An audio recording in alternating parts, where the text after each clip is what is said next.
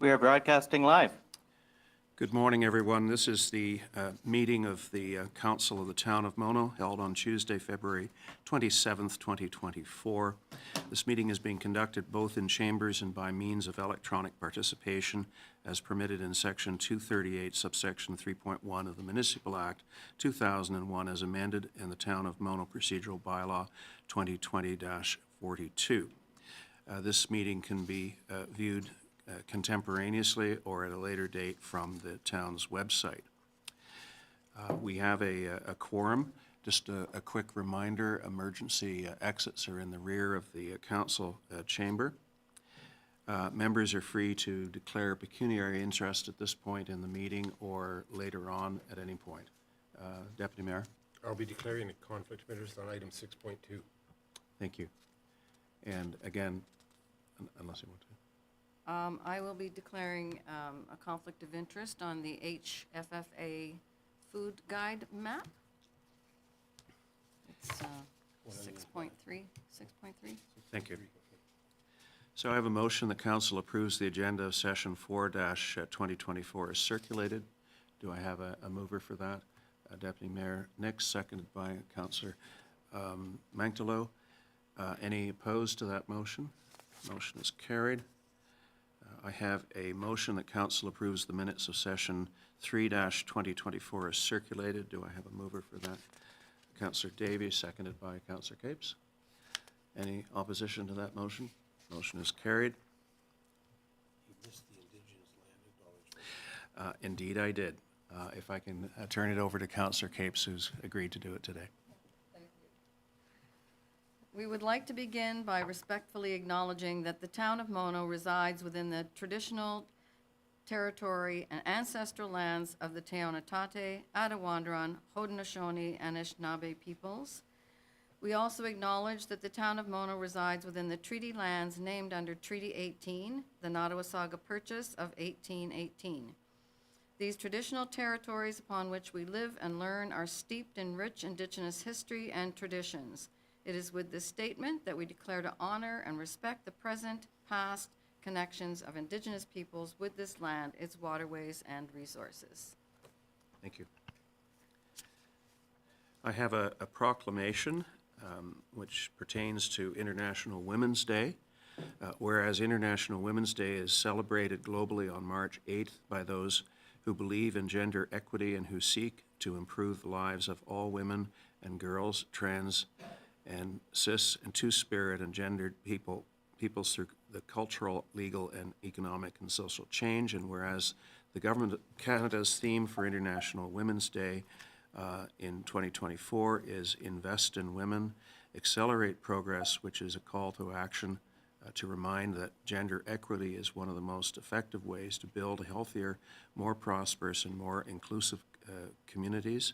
And whereas women and girls, in particular women with disabilities, racialized women, immigrant women, two-spirit and gender diverse peoples experience many forms of oppression, and whereas International Women's Day is a time to work towards a world where each woman and girl can exercise her choice, such as participating in politics, getting an education, having an income, and living in societies free from violence and discrimination.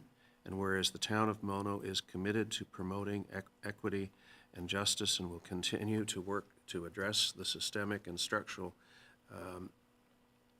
oppressions that perpetuate inequality. Therefore, I declare on behalf of Mono Council that March 8th is International Women's Day in the town of Mono, and that's dated today's date. Public question period. Do we have any questions submitted, Mr. Clerk? Your Worship, there were no questions submitted online for today's meeting. Any questions from the gallery today? Is there anyone online who has a question?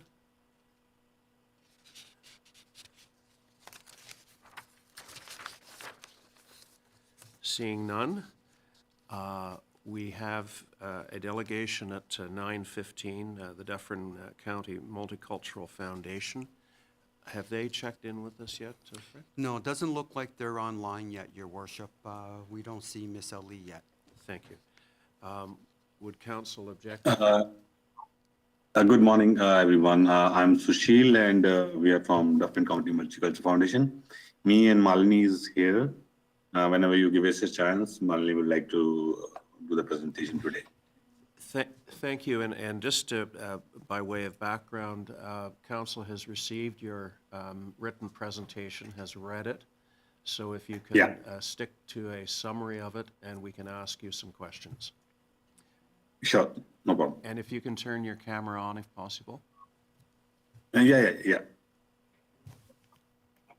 So I have Malini with me. She is a volunteer, and she represents town of Mono, and she will be doing the presentation today. Thank you. Welcome. Good morning. Thank you. So my name is Malini, as you know. I'm a part of the Dufferin County Multicultural Foundation. I'm a volunteer, and I'm also a local Mono resident. So would you like me to start the presentation? If you can summarize more than read from your presentation, that would be appreciated. We've all received it and we've all read it. But go ahead. Okay. Would you like me to keep my camera on, or are you okay if I turn it off? Keep it on if you can. Yeah. Okay. All right. So pretty much the highlights of last year, which would have been 2023, that our biggest highlight would have been the multicultural event and Unity in Diversity Multicultural Art Show. Our main slogan is Unity in Diversity, where our vision is to build a stronger and more empowered, diverse community. Our mission entails breaking barriers of communication through education, building and connecting communities, overall spreading a positive message of diversity, inclusion, equity, and equality. A little bit about the history of our foundation would just be that our multicultural event is designed to promote diversity, inclusion, equity, and equality in our community. And the event has a proven track record of bringing communities closer together through arts, entertainment, food, and spreading a positive message. In 2023, it would have been our 6th year hosting the multicultural event, where we celebrated the different cultures of Dufferin and Caledon. We also looked at we showcased rather, the Sikh and Muslim community, performances from the Scottish and Irish, Caribbean, South Asian, and African cultures. And there were also educational sessions on the game of cricket, Caribbean steel pan, and African drumming. We also included art in the multicultural show, where we featured artists across Ontario, and the art pieces represented their heritage and culture. Another really big highlight would have been the multicultural flag raising and proclamation, where Dufferin County Townships and Caledon proclaimed June 27th as Multicultural Day in Dufferin County and raising the Unity and Diversity flag. I also have some personal experience with the multicultural show. My sister and I were able to get the opportunity to perform a classical dance. And then we always say a thank you to our volunteers, partners, sponsors, political leaders, the Dufferin Caledon community, and beyond for the amazing support that we've received throughout the years. And the initiatives that we supported throughout the community this year would have been the Sikh Heritage Month flag raising, the Dufferin County Cultural Resource Circle, where it was a memorial walk included for residential schools, and where we honored and remembered the children of residential schools, the survivors, and those who did not make it home. And then we also participated in a Remembrance Day ceremony. Last year, which would have been 2023, we recognized various cultures and religious days throughout the year through various workshops and activities, such as pizza gardening, planting workshops, and winter sewing workshops. So just to conclude, we're asking please for your support of the foundation. We hope for a donation of $300. Your logo will be placed on our website with a clickable link to the town's website and a sponsor of the multicultural event. Our event would be listed and shared on your, we hope that our event would be listed and shared on your social media website and event calendar. Our logo with the clickable to our website be shared on your website. For you to proclaim June 27th as Multicultural Day as well, and to raise the Unity and Diversity flag for the month of June. Thank you for your time. Thank you. Do members of council have any questions? Ralph? I didn't quite catch the date. June the what? What's the date of the Sorry, event? that was June 27th. 27. 27th. Okay, thank you. Yeah. And it'll be at the museum again? And I just want to interrupt. This year we changed the date because MOD has a different plan on that particular date. So we are doing this time on June 8th. Okay, so the event is June 8th, but we proclaim June 27th as Multicultural Day. Yeah, yeah. Okay. And is the event at the museum, Dufferin County Museum again? Yes. Okay. Thank you. Deputy Mayor? I'd like to ask our treasurer a question, Les. We had a tough budget year this year, and the one line item I remember that we deleted was donations to community groups. I mean, that's awful, but we had to do it.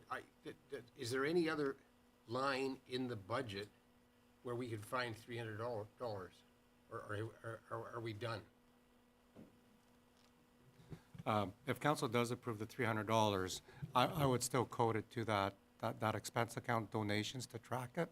But as far as other lines, $300 isn't a huge impact on the overall budget. So I'm sure we could squeeze the 300 in. I'm not sure we're ever done with the budget. Councillor. Thank you, Mayor. Thank you very much for your presentation and the PowerPoint and all the colorful pictures and so on. It all looks terrific, and I'm keen to be around on June 8th. And you said that it was going to be at the museum, right? Again, the actual event Yes. on the 8th. Okay, great. But I do feel very strongly that we made a lot of cuts, and donations was one of the cuts that we made. And yeah, it's small. I mean, then our overall budget in the grand scheme of things is small, and you're asking for a very modest amount of money. But a principle is a principle, that we were trying to balance our budget, and we said that we wouldn't donate to this coming year. That being said, there's a whole bunch of things that we can do. I mean, because $300 on your end also is a small amount of money when you're putting on a big event.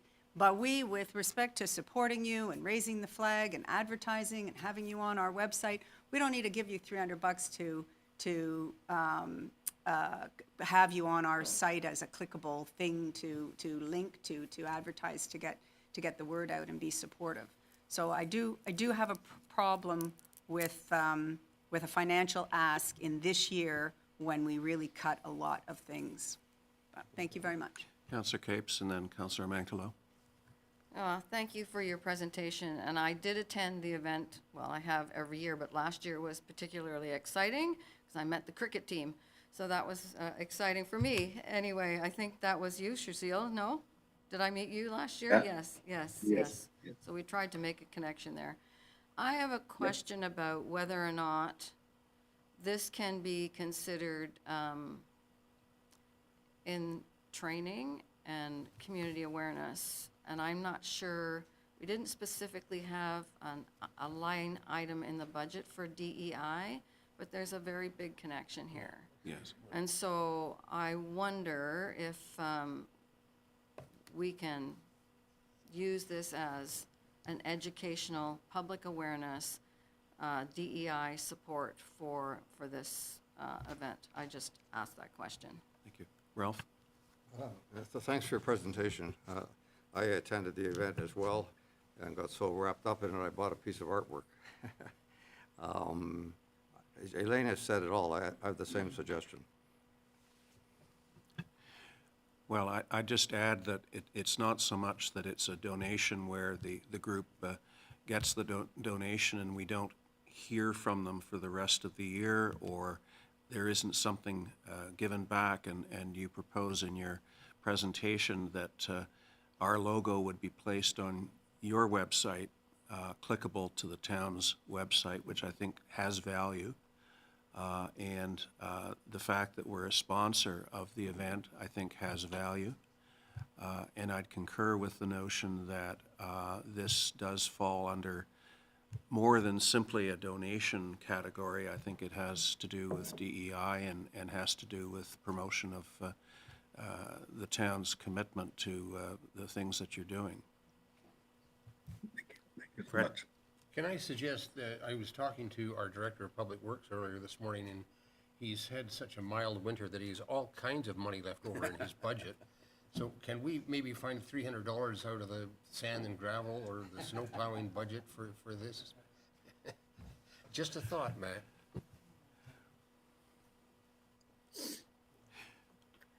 Well, I'm open to suggestions, motions, but again, I think that there are two types of donations. One is one where we simply give money and that's the end of it, and then there's the interactive kind of support.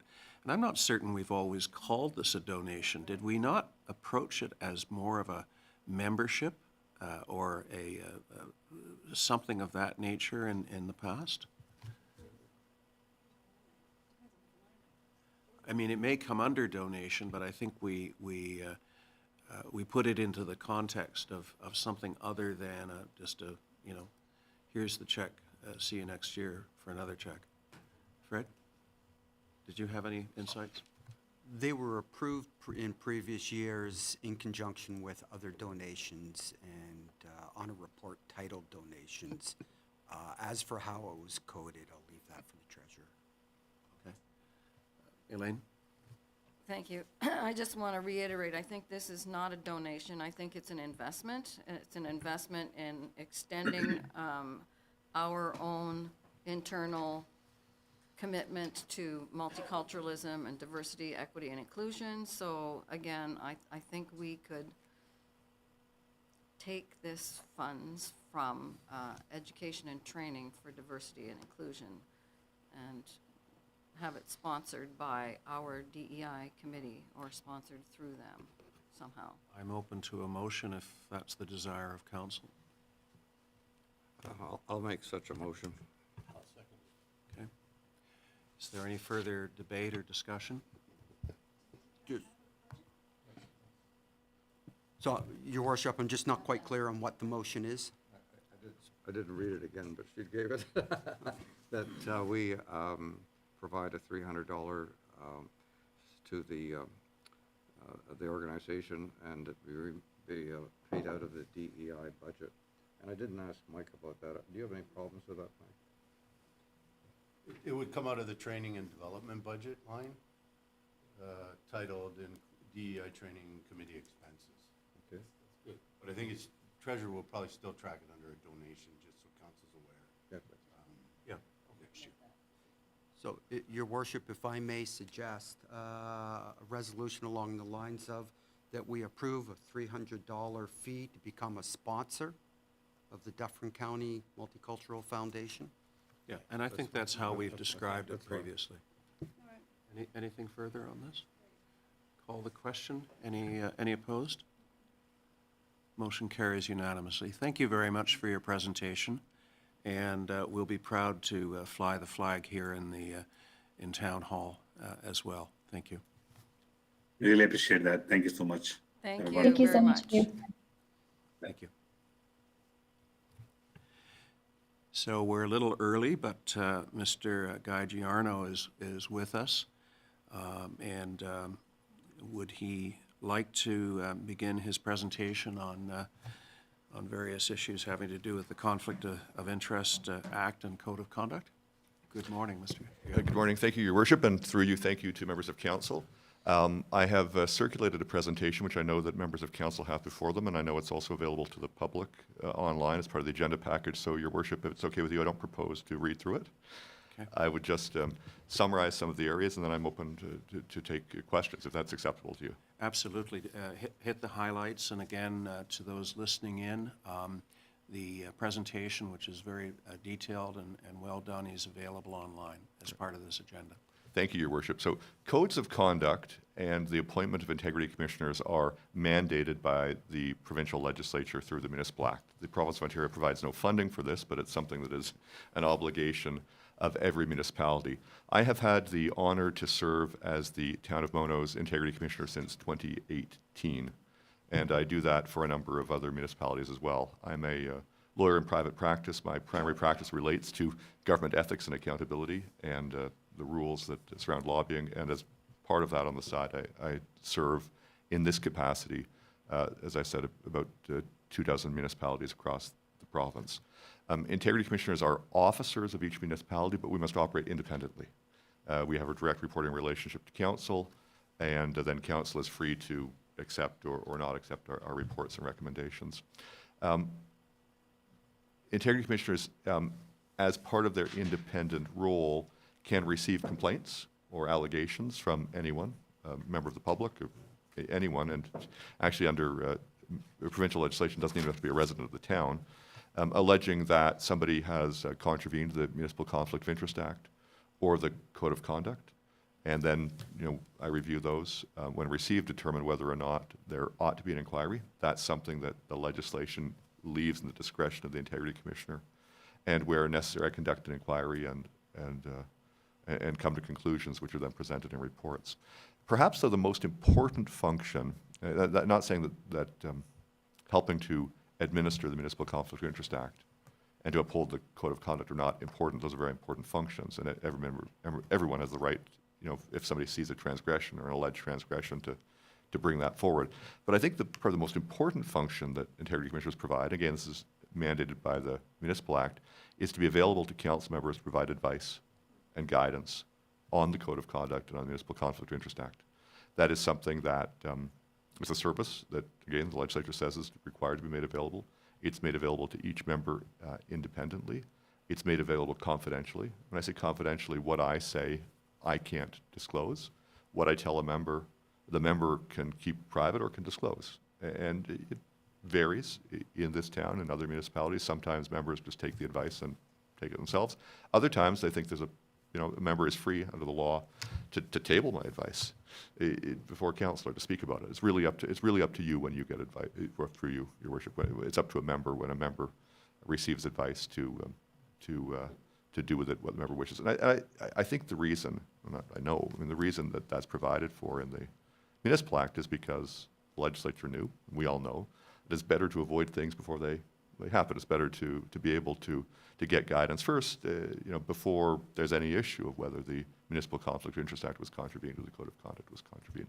So that's a service, it is funded by the town. Town pays for it, but municipal councillors don't. So it's that respective service any municipal councillor can avail herself or himself of. I'm very sensitive to the fact that many times, probably the vast majority of questions I get relate to items that are coming up on a council agenda, so I'm very sensitive to the need to get an answer before the meeting, or before the committee meeting in question. And my sort of service standard is that if you tell me when the meeting is, I will get you a reply before that. Now, there is one little technical detail there. The legislature requires, and I'll explain why I think that is, that the request come in writing and the answer be in writing. Now, that doesn't mean I can't take a phone call first and speak to a member about the issue and say where things go, but then it's required that the member follow up in writing, and I'll follow up in writing. And the reason the legislature wanted that is so there's then a record of that, in large part, so that the member can rely on that later. So if there's any allegation later in the Municipal Conflict of Interest Act, there's a piece of paper, or an email, or a letter, memo, right? Councillor asked this, Integrity Commissioner said that. And in fact, under the Municipal Conflict of Interest Act, the fact that you asked an Integrity Commissioner for advice and got an answer and followed is something a judge can take into account under that. So that's really, Your Worship, all I want to say about the process of an Integrity Commissioner, who I am and what the rules are. I'll just note for the record that there is a code of conduct. It's a very simple, straightforward code of conduct. It's based on a sort of Dufferin County template that has existed for more than a decade, and it was last updated by this council in 2019. That was the result of sort of some Municipal Act amendments, and the requirement there was to make sure that not just council, but local boards of municipality and committees were clearly caught in the code. I believe that was the the only or the most substantive amendment there. But that's the code's not been amended since then. But it's a creature, if I can call that, of the council. Every council is free at any time to add to the rules, modify the rules. It's really, I mean, the legislature has only said the following things. There's got to be a code, and there should be a regulation with mandatory content. The regulation only has 4 pieces of mandatory content. Everything else is up to a council. Council can decide what to put in, what not to put in. So it's many municipalities review these, at least once a term of council, just to say, is it current? Should we add to it? And that's something that I don't want to speak for the staff. I know the staff are often, happy to give advice on. And as an integrity commissioner, if requested, I'm happy also to give advice or thoughts on that. So that's the code of conduct. And for your worship, for members of the public who are maybe watching, that's also available on the town's website. And my contact information is on the town's website as well. And finally, there's the Municipal Conflict of Interest Act. That's a legislation that has been has existed as an Ontario statute in its current form since the early 1980s. There's a predecessor statute since the early 1970s. That's a narrow statute. It doesn't relate to everything that an ordinary person might consider to be a conflict of interest. It only relates to conflicts that arise from one's personal financial interests, the interests of one's spouse, one's children, be they adult children or minor children, and one's parents, and also the interests of an employer of any of those, a corporation on which any of those serves as an officer or a director, a body of which one's a member, and that. So that's sort of narrow. The Municipal Conflict of Interest Act does not, for example, cover doing business with your cousin, or with your grandparent or your grandchild, or your sibling. And that's something that, as a matter of public policy, one can debate with the legislature, but it's open to a municipal council to go beyond that and say there's a Municipal Conflict of Interest Act, but our code of conduct will cover these areas. It's not required, but it's open to a municipality to say that. Consequences for a code of conduct violation are in the hands of the council. If an integrity commissioner finds there has been a contravention, the council can, it doesn't have to, but it could reprimand a councillor, which is a formal statement of disapproval, or suspend pay up to 90 days. That's never happened in this town. It is a thing that happens in other municipalities from time to time. Fortunately, that there have not been contraventions reported here in the town. The Municipal Conflict of Interest Act is a different situation there. The potential penalty is more severe. It's a penalty that cannot be imposed by the council or by me. It's imposed only by a judge of the Superior Court, and the ultimate penalty is a vacation of a seat and a suspension, a bar to seeking municipal office for a period of time, which could be up to 7 years. That's the discretion of the judge. The judge can do other things, including reprimand at one end. So I'm not saying codes of conduct aren't important.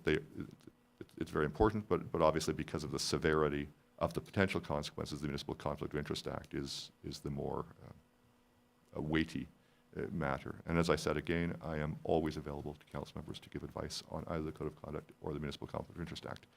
Your Worship, unless there are other things you think I've missed, I'm happy to take questions, but that's the end of my formal presentation, Your Worship.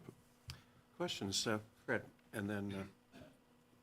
Yeah, I have a question, Mr. Giorno. I know it's a bit long and complicated. I hope that's okay with you, Your Worship. It is a complicated question. And suggesting that we stay as generic as possible. And we will stay generic.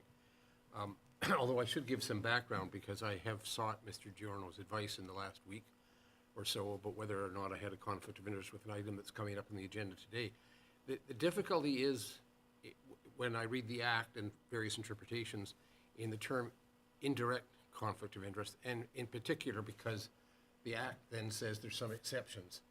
And particularly with the clerk's help, particularly the one which reads, whoops, lost his glasses, is so remote or insignificant by its nature. And how do you interpret that? That's one of the exceptions to whether or not you have an indirect conflict of interest. But that aside, I got some very quick advice from Mr. Giorno, and I appreciate it, and I will not be in the council chamber when you discuss the Bruce Trail today, because I'm a member of the Bruce Trail. That said, that's the background. Now the question. We have some other committees or clubs in Mono Not committees of council where the council appoints the members, like the Recreation Advisory Committee or something. We have, let me give you 3 examples, and Ralph, if I've got yours wrong, you can correct me. We have the Headwater Streams Committee. Council does not appoint those members. I was one of the founding members, but occasionally that committee asks the town for money. We have the Pollinator Garden, which Ralph is a member of, and I think, and by the way, the committee, the Headwater Stream, it exists through a memorandum of understanding with the town, but it is not a town committee. I think the Pollinator Garden's in a somewhat similar position. The council doesn't appoint members to it. It does its own thing, but occasionally it gets money from town. And then we have some clubs, like the Mono Nordic Ski Club. Again, I'm a member of it. They don't directly ask the town for money, but they do, I think I'm correct, Les or Kim, they get special rental rates, which is a pecuniary interest from the town. Do they not get a special rental rate on the Monora Pavilion? Mono Nordic Ski Club. So there is some pecuniary, so here's my question. When any of those subjects come up before council, let's say the Headwater Streams Committee, it's annual budget time, and the treasurer has put in $1,000 donation to the Headwater Streams Committee, do I have an indirect conflict of interest in that point, and should I recuse myself from the council chamber? So, Your Worship, through you in response to the question, I think I will take Your Worship's advice. I will speak generally. And the reason I'll speak generally is because in any particular case, there may be particular circumstances which I and the member would have to deal with in that case. So as I said, I'll speak generally so council members can hear, people online can hear, but that doesn't mean that, I shouldn't be asked in a particular case before a particular meeting. I think it's probably the best advice. That's the first comment. The second general comment I make, Your Worship, and through you to members of council in response to the Deputy Mayor's question, is that I'm going to distinguish, I think it's important to distinguish between a local board of the municipality, including a committee in it, and one doesn't have to be appointed by council to be a local board. You could be a local board that is not necessarily appointed by council. You do have to operate under statute or under municipal authority and be a creature of the town. If you are a local board, what I say doesn't necessarily apply, because when a Mono entity asks for funding from Mono, that's within the town. So I'm not commenting on that. And the reason I said, Your Worship, that it's important to distinguish, I don't know, for example, whether all the committees that the Deputy Mayor has described fall into that category or not. Assuming we're talking about an entity that is not an entity of the town, so whether it's a club or something like that, there is a sort of a 2-part test. Part 1 is a 3-part test actually, sorry. Is there a pecuniary interest of that entity involved? I'll start with that. And that simply means does the good or bad, pro or con, does the entity have a financial or economic interest in what's happening? The reason I say good or bad, pro or con, is because sometimes council will do things that are positive. Giving a grant, that's a plus, in the plus column of the economic ledger. Some things could actually have a negative economic impact, charging a fee. That. And the Municipal Conflict of Interest Act does not distinguish between good effects and bad effects. If there's a potential economic or financial effect, that's considered a pecuniary interest. Good, bad, right? Charging a fee, that's a sort of a minus in the financial column. Waiving a fee is a plus, doesn't matter, they're both counted. So is there a pecuniary interest of that entity? Second part of the analysis then is, does the member have a connection? And there are many connections. It's your employer, it's your spouse's employer, et cetera, et cetera. The one I think that is relevant to the Deputy Mayor's question, Your Worship, is a councillor a member, or by the way, is a spouse or a parent or a child a member of that body?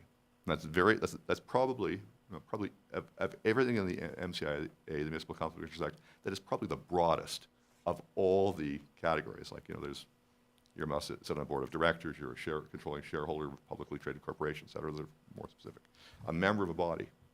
Well, that's, if it's a body and it has members, now, what does that mean? There have been cases before the courts where it was not actually clear who in the township of Georgian Bay was a member of the Chamber of Commerce, because the Chamber didn't take very good records. I mean, there are factual issues as to what a member is, and those can be determined. But if you are, as a general rule, if there's a list and you're on it, you're a member. If there's an annual meeting and you get an invitation to it and you're able to vote, whether you come or not, you're a member. These are sorts of the test. If one is a member of a body that has a pecuniary interest, or one spouse, or a child, adult or minor, or parent, then that second part of the test is met. And what the, and then you've got an interest under the Act. Now, as the Deputy Mayor mentioned in his question, there are exceptions or exemptions in the Municipal Conflict of Interest Act. Important part to know about the exemptions are, the exemptions don't mean you don't have an interest. You know, the exemptions presume there is an interest, as I've described, and they simply say you have this interest, but in these cases, you don't have to do the things that the Act would otherwise require. The things the Act would otherwise require are disclose the interest, both at the meeting and in writing later, recuse oneself, to withdraw from decision-making and voting and trying to influence, right? So if an exemption applies, you still have the interest, you just don't have to remove yourself, disclose the interest, and refrain from voting and participating in decision-making. Now, there are a number of examples of exemptions. Some are more clear than others. For example, councils set their own remuneration. The Act says that's an exception. It doesn't say you have an interest. It's a pecuniary interest when you set your own compensation, but the Act says that's okay. You don't have to withdraw. Otherwise, everybody would withdraw and nobody would be able to set compensation. And so among the broadest and the fuzziest of the exemptions are an interest that by its nature is so remote and insignificant that it would not be reasonably seen to influence the member. Now, the courts have, and so not integrity commissions, the courts have actually, over the years, given some guidance. It means what a reasonable person observing this, informed of the facts, would think about the situation. Would a reasonable person think that the issue is remote or insignificant? And if I might, this is, and I won't belabor this because for members of council and for members of the public online, it is dealt with in some of the cases that are actually in the presentation. Some judges have looked at this, and they you know, what they often look at is, okay, the committee, the body has an interest, and they may be getting a grant. Council just gets a $300 grant, right?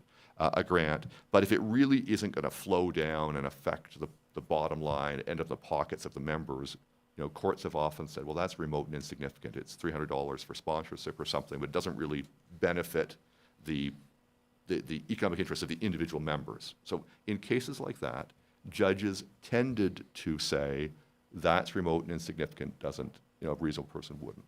But just to show you how tricky this is, in one of the cases, a community organization was using the funding from the municipality to publish a directory of its business members. And the judge said, well, if you end up in that directory and your business is listed, well, that benefits you. So I see that dollars going from the municipality through to the organization, through to you, and I consider that not remote and insignificant. So that's, if one wanted to be cautious and conservative, certainly you could get the Integrity Commissioner's advice, right? That's one thing that would help you. But at the end of the day, my advice is only my advice, and it will be helpful if you were ever taken to court to say to a judge, I asked the Integrity Commissioner said this. And if you want to be really cautious, you would simply not do it, knowing that ultimately only a judge can decide whether it's remote and insignificant according to that test. But that is the test. And again, I repeat that if it went to a court, the court would look at whether a reasonable person would think that the connection between the member and what was happening was so remote and insignificant it wouldn't have influenced the member. There may be other factors beyond whether the member will individually,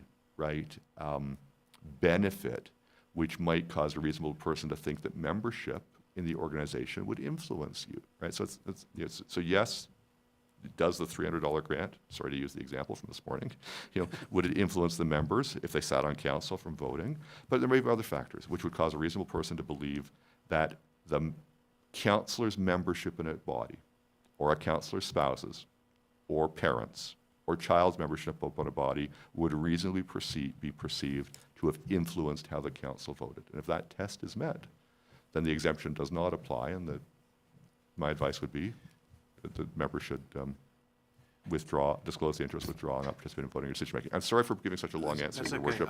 I know that was one question and a 5-minute answer, and I apologize. If I can follow up, your definition of insignificant, is that, or diminutus, I think is the Latin term.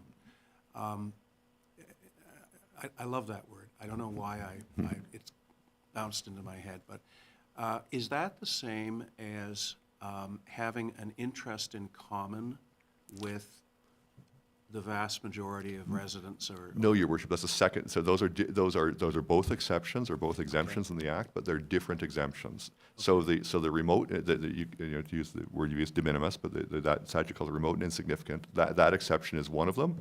And then there is another exception for an interest in common with electors generally.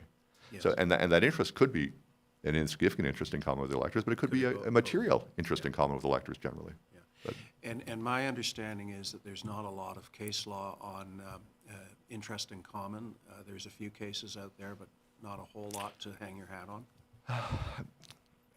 I think that, I suppose it's fair to say, Your Worship, I mean, like there aren't a lot of Municipal Contributions Act cases in total. There are only a handful each year. So over the decades, I guess, these handfuls have accumulated. There's certainly, and on the issue of interest in common, in my view, the case law is not entirely clear as to whether it means the entire community or a portion of the community. I mean, there are people who say, for example, well, everyone on my street is is affected equally by this development, but that doesn't necessarily mean that that's an interest in common with electors generally, because not every elector lives on that street, for example. And but there's, what if it becomes a whole neighborhood? What if it becomes a whole subdivision? These are things that I think I would, in my view, the case law is not as clear as it could be, and it varies on how a judge has looked at the facts of each case. Fred, do you have anything to follow up? No, I appreciate your answer. My head is still spinning, and I'm glad our clerk was listening to that, because we've had some discussions, and maybe the next time, Fred, we can, anyway, thank you very much for your response. Ralph? Thank you. Thank you. This is probably not a 5-minute answer, but it's about leaving a meeting. And I noticed on slide 17, it mentions that you should leave the meeting if it's in camera. There has been a habit here of some people leaving the meeting when it's not in camera. And I presume that some of the thinking is that by sitting here, I may somewhat influence the voters by my presence. What's your thought on that? So, Your Worship, through you, that's exactly right. So it's not required. It is considered what's the jargon? A best practice for that reason. One is not supposed to influence the voting, and many members feel it's safest not to be in the room. So there's no suggestion they've influenced the voting.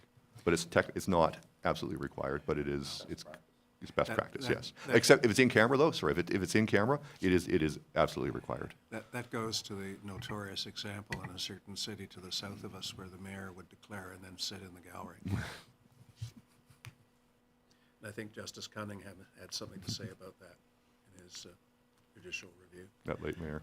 Anything else?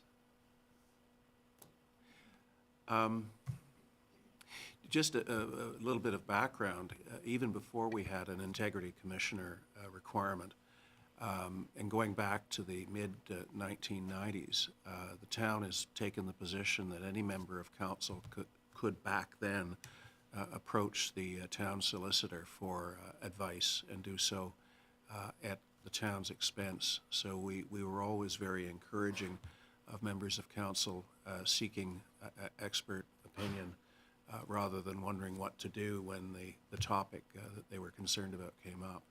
And I think that worked well. And speaking personally, you and I've had one interchange on a distance from a municipal property matter, and I appreciate the response that I got.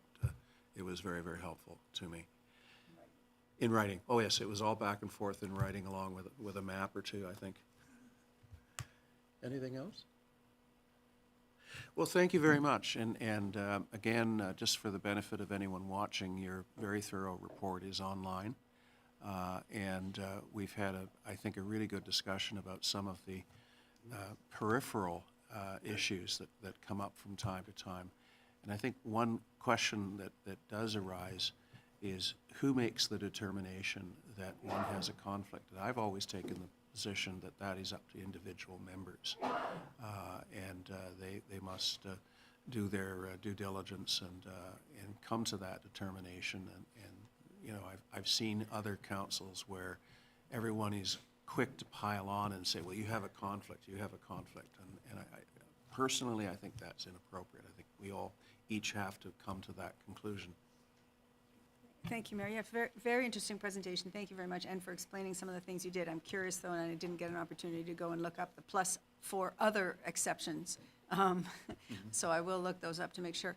But it is very muddied, right? On the one hand, we sit here as representatives with our knowledge cap on, but as representing people who and their interests. So to be unbiased is tricky. So the pinpointing it to be just pecuniary, but there still is a potential of conflict of interest that one may excuse themselves even if it isn't a full-on pecuniary, correct? So, can I address that, Your Worship? Thank you. So, through your, that's actually, and I don't want to stray too far. I mean, the town solicitor may want to comment on this at some point, but, so there's a whole other area that is not within the domain of integrity commissioners that does exist, is a body of law, long standing, the issue of bias, and including prejudgment bias and personal interest bias, and that most commonly applies when the council is conducting a hearing or is reviewing an application and it has to proceed, and the applicant is entitled to a hearing before a council that has not closed its mind. So that absolutely is a concept. The courts can intervene at that stage. Integrity commissioners, so I mean, that's not in the Municipal Conflict of Interest Act. Your code of conduct, don't think covers that. Integrity commissioners don't have a role there unless a code of conduct gives it to them. But in response, Your Worship, through you to the council's question, that's absolutely a thing, and obviously, if a council member participates in decision making, and a court is satisfied that because of prejudgment or personal interest bias, that applicant was not given a hearing before a council whose minds weren't closed, and that there are cases where municipal decisions have been overturned on that basis. So I through you, Your Worship, I thank the member for raising that. That's another aspect, and it's another ball that members of council have to keep in mind as they juggle as they're considering these things. Yeah, sorry, I've got another question, but it's a fairly simple one. There is an issue has been before council on a particular bylaw they're thinking of doing, and I've recused myself from the debate, even though under no stretch of the imagination does it meet the definition of a direct pecuniary interest or an indirect pecuniary interest. Let's just say the bylaw they're working on might affect a friend I've got, and so I don't want to be a friend or a distant relative. Let me put it that way. Is there anything saying that I can't recuse myself from a particular issue? So this is an area, Your Worship, through you, in response to Deputy Mayor, where I think lawyers, integrity commissioners, municipal solicitors are divided. I believe the majority opinion is that a member can withdraw from decision-making at that time. Now, but however, there is a minority school of thought. The minority school of thought is based on the wording of the Municipal Act. Clerk can jump in, I think Section 246, which requires that any member who is present and is not disqualified from voting by an act shall vote. And so the minority... Correct, you do.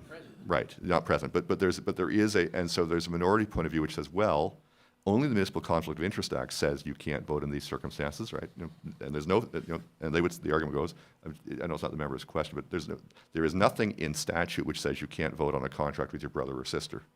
Therefore, you must. Now, the reason majority opinion is otherwise is like, that's ridiculous. Just because you shouldn't have people voting on contracts with their siblings just because there's no act that says you can't. However, there is that school of thought, and I do note, as I think your procedural bylaw will reflect anyway, the Municipal Act does say that if you are present, if you're at this table and you don't vote, you're counted as a no vote. You're not abstaining, you're voting no.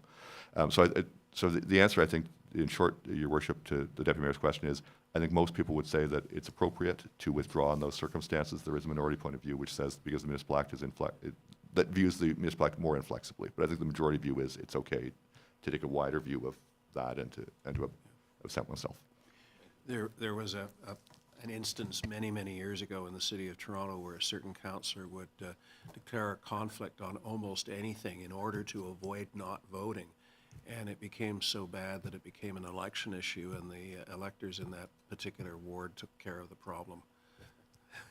One very quick last question, and that is, and I think you and I have had a discussion about this previously, is there any requirement to follow precedent, or is there any body of decisions of your colleagues that you can rely upon, or do you have to rely upon? Thank you, Your Worship. I'll try to answer this succinctly. There's a lot that can be said about this. In my view, the question is, must integrity commissioners follow precedent? The short answer is no. The longer answer is this is a problem with the structure that's been established by the legislature and how it's implemented. There are two schools of thoughts among integrity commissioners. One is that these are policies, they should be given liberal interpretation, we should look at things subjectively and as a case-by-case basis and not be bound by precedent or that. And that's fine as an argument as far as it goes if this was just a policy. But the legislature says that there are penalties that can be imposed, right? You can lose up to 90 days pay. And it never happened in Mono, but it's absolutely happened in lots of other places in Ontario. And I'm of the view, some of us, not most integrity measures, but some are of the view that, well, in the way things work in Canada, in Ontario, in Dufferin County, in Mono, and our system of justice, if you're going to face a penalty, things have to be clear and certain and predictable, and follow precedent. Yeah. Right. That's so. And the alternative is, other integrity commissioners, some of them write, well, that's too legalistic. I mean, it's not a highway traffic ticket. I mean, we should be fluid and flexible and fair and responsive. And my answer is, well, actually, most traffic tickets are less than 90 days pay for a council member. And to suggest that a council member who faces that jeopardy shouldn't have a process which is certain and clear and, legalistic to protect people, that's not how we do things in this country. So, but the legislature has not intervened at this stage, Your Worship. Integrity commissioners are running around doing many different things. I'd say the majority view is that there is no such thing as precedent, and they do what they feel. And I ultimately, I think it's up to the legislature to set some more standards there. And the reason I answered at a bit of length is, as council members participate in AMO and Roma and staff in AMCTO and things like that. These discussions are happening at the provincial level, and I think that context is important, Your Worship, to members of this council as they hear these discussions to realize that that's what is happening in this regime and other places. And when people talk about more powers for integrity commissioners, for example, as they talk about, they don't realize that integrity commissioners, many of them feel they should not be fettered by precedent or boundaries or things like that. And I think that kind of the two go hand in hand. You want more power, you should actually apply those powers more rigorously and judiciously. Sorry for giving a medium-length answer to that, Your Worship. Excellent. Thank you again. And thank you very much on behalf of all of us and staff. I know that you and Fred have a good relationship back and forth, and that's an important element to make the system work. Thank you. Yes. Your Worship, through you, thank you to all of council. Thank you. Let's take a 5-minute break, and 5 minutes sharp. So we're back at 10 o'clock.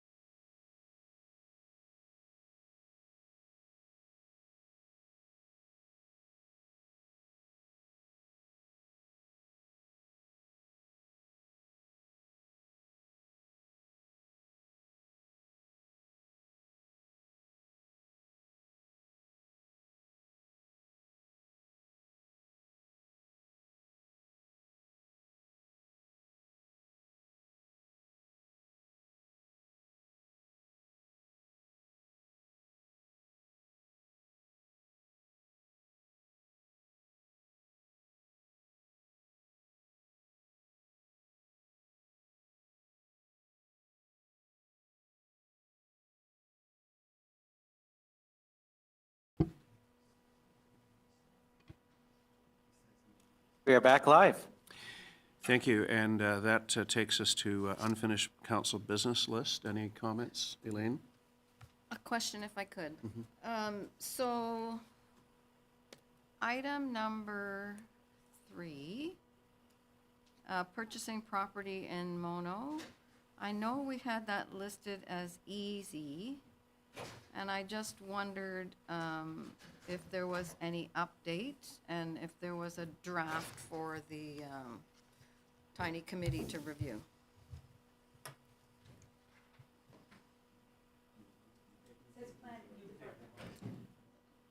Sure, it's planning, no? So it has, Andrew's worked on taking that information and kind of rolling it into our branding guide. But staff is also working on just rearranging the content and whether or not one page, one-sided, if it can be reasonably fit into that. If whether maybe it has to go two-sided just to make the document a little more legible. So we're at that point of just working back and forth on a revised layout. And when staff has that, we'll bring that back to council. Okay, and is there any kind of imagined time frame for that, or? Sorry, just, you know. Next month? So David, I'll leave that with you, David. Just checking the council minutes. I mean, we got, March, as you know, is going to be a very busy month with a certain proposed development. So I would say by April 23rd should be doable, perhaps, if that's copacetic with council. March 26th is very busy. March Right. 12th, I'm not sure about. There's April 9th or April 23rd. Could try for April 9th. Okay, I guess in my imagination, I didn't think there was a lot of change to make, so I'm not sure why. Sorry, that's just my understanding, so I could be completely wrong. Is there a lot of change to make to it? I understand reformatting and rebranding, but is there a lot of? Try to keep the one page, I guess, is not going to, you know, that's the trick, so, yeah, I mean, there's some other aspects of policy as well that may need to be considered, but I mean, I'm just looking at dates here, I mean, March 26th is a busy agenda, so I would say April 9th. Sure, so prior to it coming back to council, I think the committee would like to see the redraft. Because the committee put it together, we had 2 community members and myself and Melinda, and I think we would like to see it before it comes back to council. Your worship, through to Councillor Cape, so the direction was to bring it back to council. Okay, So if the council wants to defer it to the committee at the same time, that would be appropriate. I think what Councillor Capes is suggesting is that it goes back to the committee before it comes back finally to council. At your disposal here. I don't want to add time to it, so. I think I certainly had some issues with the strength of wording, and I made my points at the meeting. I don't know whether they're going to be incorporated or not, but as an example, certain realtors are not getting the message about what signage is appropriate in the town of Mono. That's not So- what the guide Well, is it for. falls into the category of enforcement of our bylaws. Okay, so I've complicated things. Didn't mean to. I thought this was it was listed as easy. We had a conversation about what changes could be considered, and I kind of expected it to come back 2 weeks later. That's unreasonable, obviously. And so if you're saying after March 26th, so the next meeting after March 26th, does that work? Yes, I mean, I won't be here, but I'm happy to see it come back on April 9th. No, I'm fine. I'll get my comments in writing if I have to. okay. If you're not here, I'm here, but I'm on virtually on April 9th. Yes. you'll still have quorum, the three of you. Well, what is our April wish? 9th, how's April 9th? April 9th? So I think it'd be reasonable that the committee gets their eyes on that before that April 9th meeting. If David and Andrew can get that prepared, then we'll get it over to them. That would be awesome. If not, it'll come to the April 9th meeting Okay. with respect for the committee to review. Okay, thank you very much. I appreciate that. Anything else on our list? Okay. Next items on the agenda are a series of public works tenders. Sorry, Kim? Thank you, Your Worship. Item number, it says item number 5, but it's right at the bottom of the list. Access to Island Lake Conservation Area via Lynn Gibson Park. We've got down for Q1, and I'm just wondering whether council wants to reconsider that because the trail counter that went in, or the camera that went in as well, for that information wasn't installed until just prior, like a couple of days prior to Thanksgiving of 2023.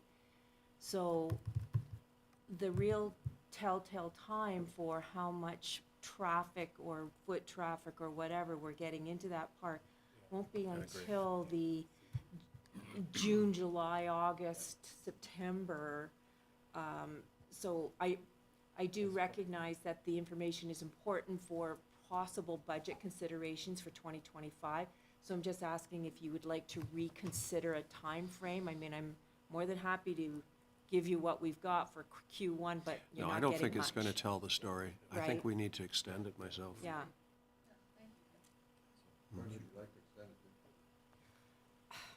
I'm thinking Q3, and then like towards the end of Q3, and then that will still give us time, hopefully, to make any recommendations for budget that we may need to do. Q3 then? End of Q3, yeah. Is Good? everyone happy with that? Okay. Okay. Q3. Anything else before we move on to the tenders?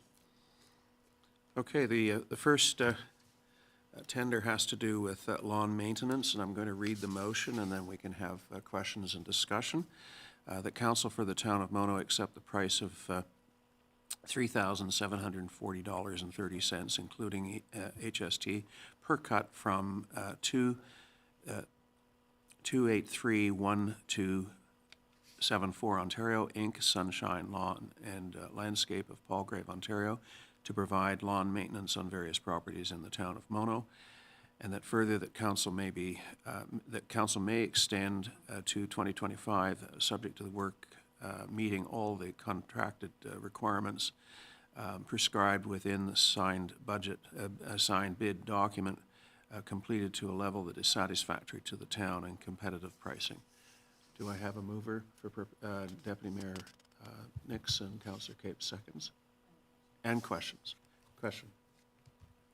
Thank you very much. So this is a general question, so I really appreciate the historical information. That's very valuable.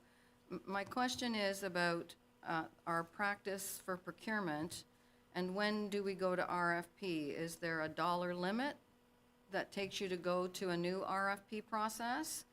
I just want to understand how our policy on extending a contract as opposed to going to RFP. So it's a general question for some of these sort of fall into that category, so. So we do have a policy, either Les or Mike, on RFP. I think it's $50,000 before it goes to RFP. RFP or a tender, yes. And then regarding extension, if they can supply basically the same price as the current one for the next year, we would extend it as well. Councillor Davy? Thank you very much, Mayor. Yeah, it was kind of my I got implied from this that within the contract, it says that if you keep it up and whatever, that we'll extend it next year. So there must be a time limit on how long you do that, right, with somebody?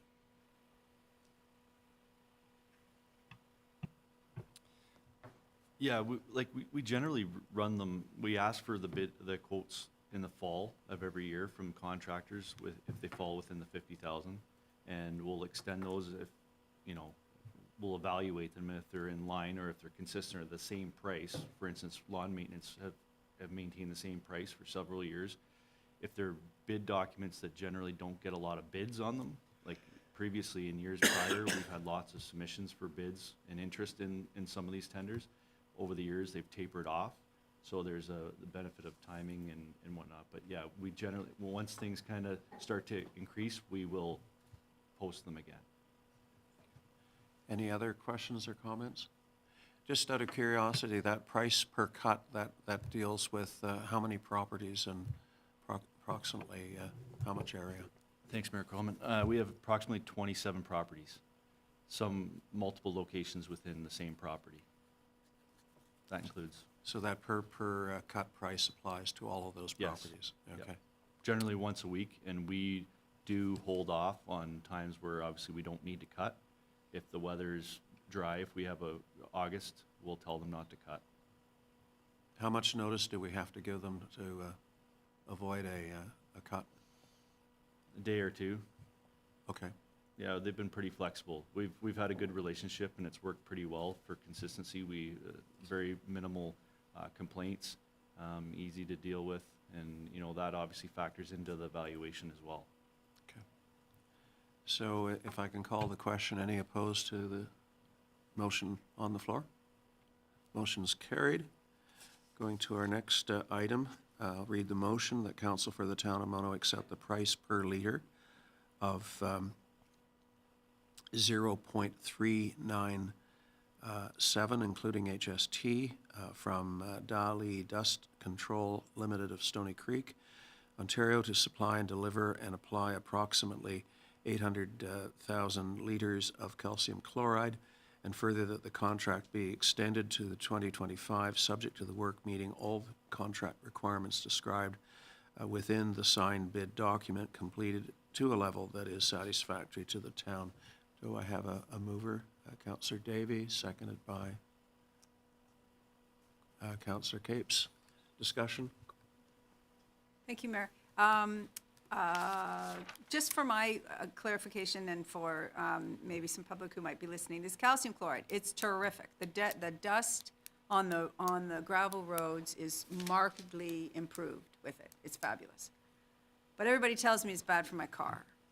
So, oh no, don't drive on that road. It's bad for your car. So, do I have an answer for that?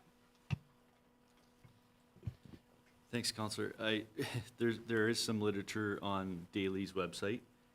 Calcium it's a chloride, so yes, it does contribute. We know that, it contributes to the degradation of metals on vehicles, but in comparison to what is applied on the MTO roadways and county roadways as far as magnesium for de-icing, I would say that that's probably a much higher impact to vehicles than the dust suppressant applied as a diluted calcium chloride on gravel roads. Councillor Capes?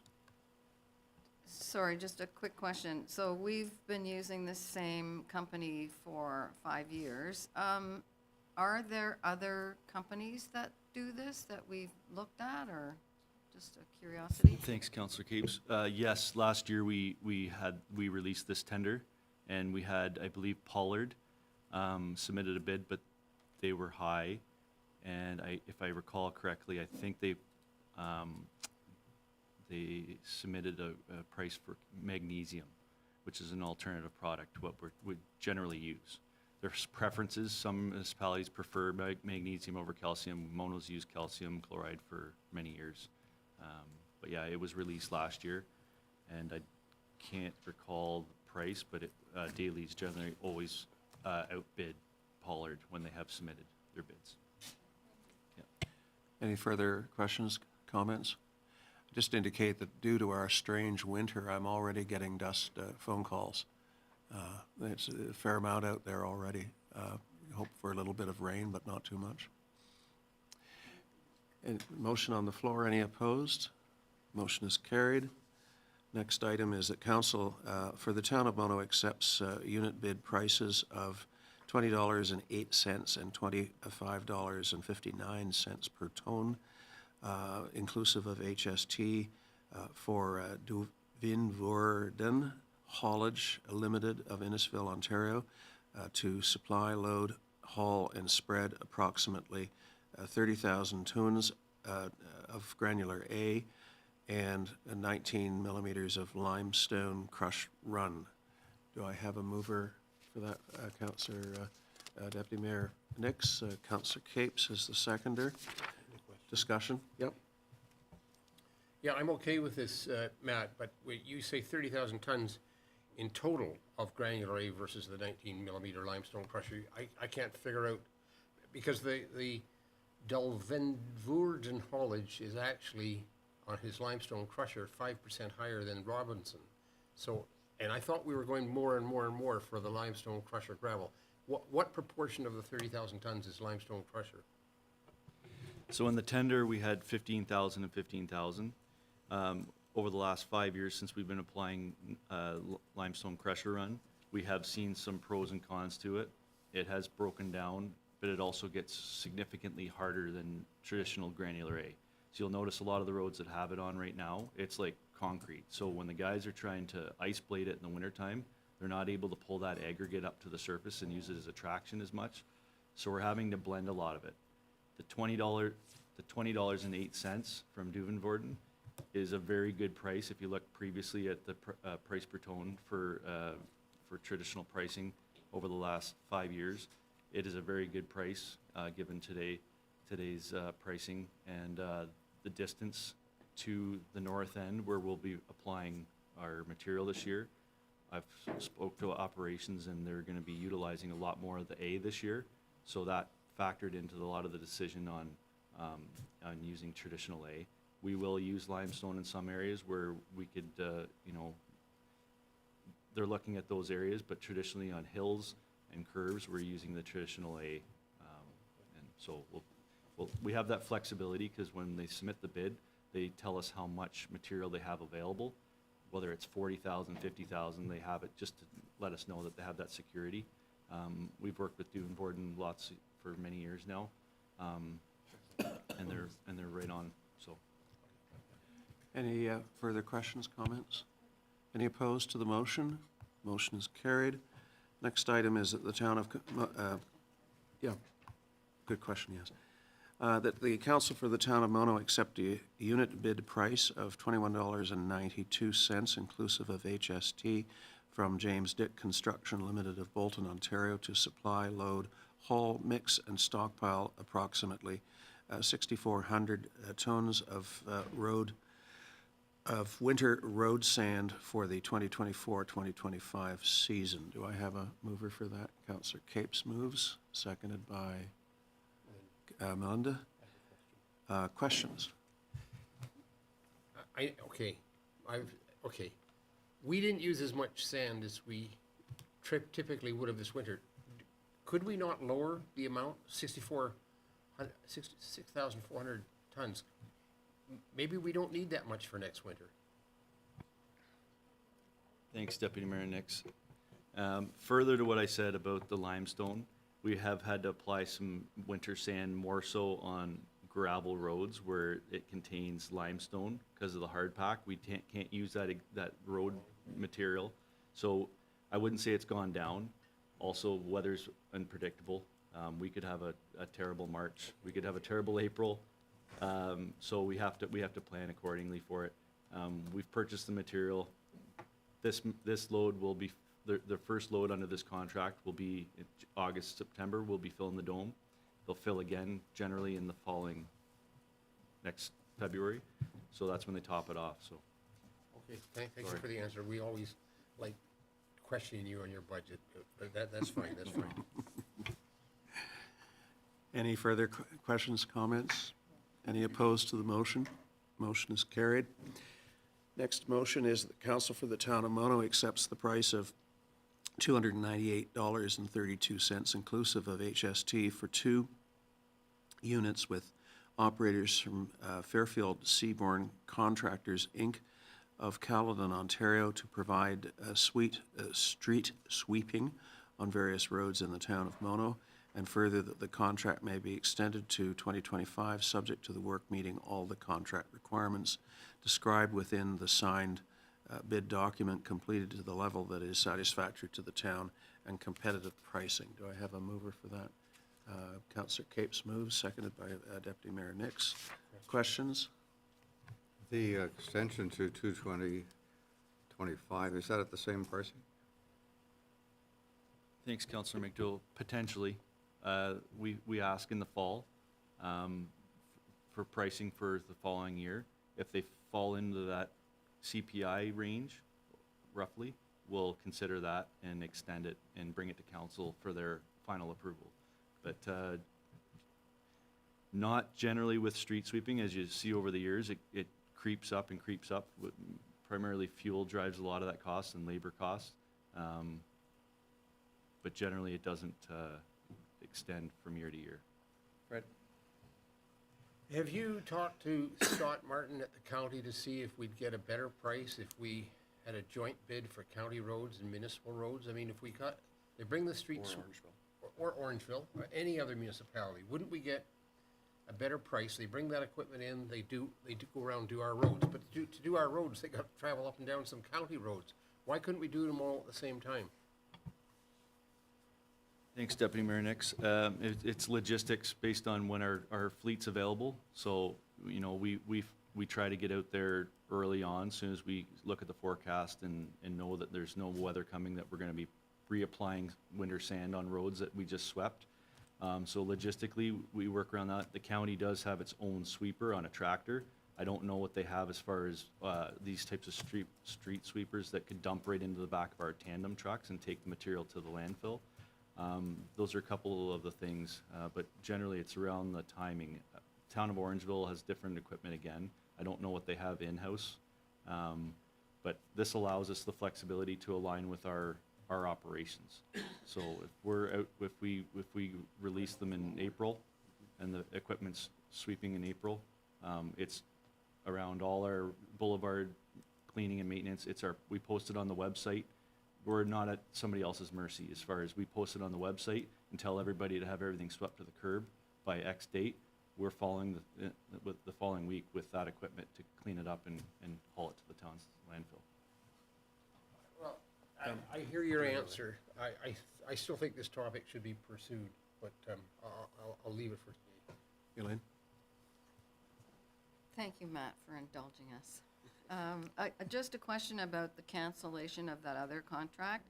Was there any additional cost to us because of that? Was there an impact to us? The other contractor just picked it up and finished it off, and I just wanted to understand. Thanks, Councillor Capes. I put that in there just to have a little bit of background on what happened last year because it was public. You know, there was a lot of calls in April when the contractor showed up and their equipment was breaking down. There was some issues around the whole process. They couldn't meet it. We gave them multiple opportunities to improve and meet it, and we had good conversation on what occurred, and ultimately it was a joint decision to move on. Not to say that it won't be considered in the future, but last year it didn't work out. The second bid was offered to Fairfield Seabourn, and they came in and helped us on fairly short notice, and we offered that option this year to extend them, and we had a good, it was the first relationship that we had working with them, and we had a good experience, so. So the canceled contractor, was there an expense to us over and above the? No, there was not. No, okay, that's great, yeah, thank you. Other than delays. Ralph? Then Melinda? What are the areas which receive street sweeping? Generally, the subdivisions, the rural, or the urban areas, I should say. Bridge decks, some of the bridge decks we sweep, and the parking lots, and community centers, things of that nature. And through the mayor, is this a once-only sweeping per year? Again, depends on the weather.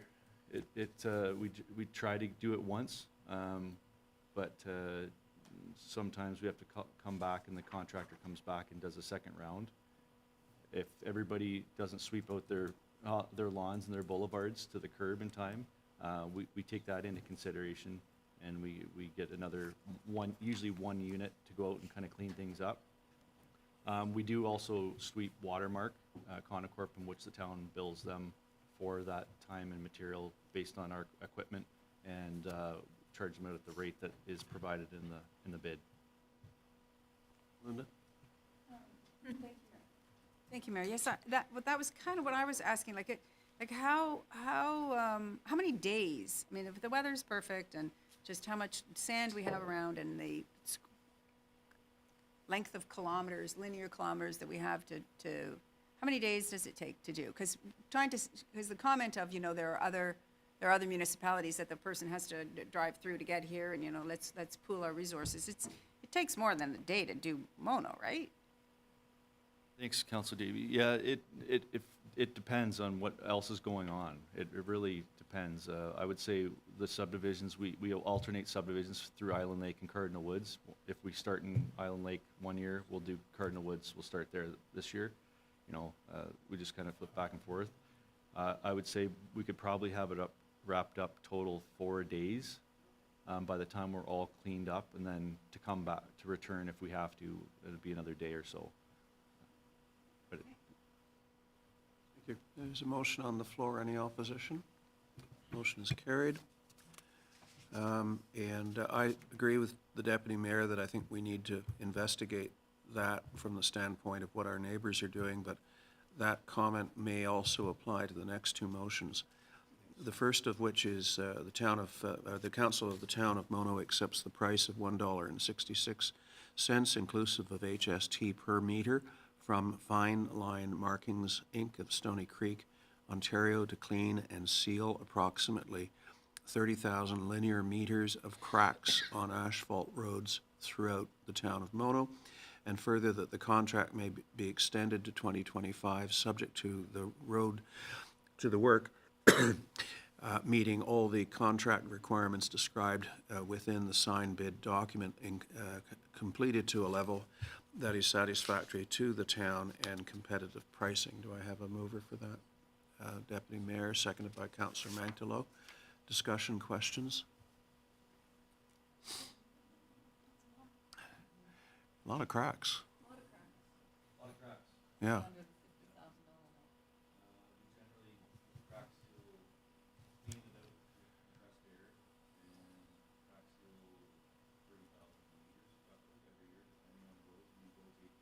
Microphone, please.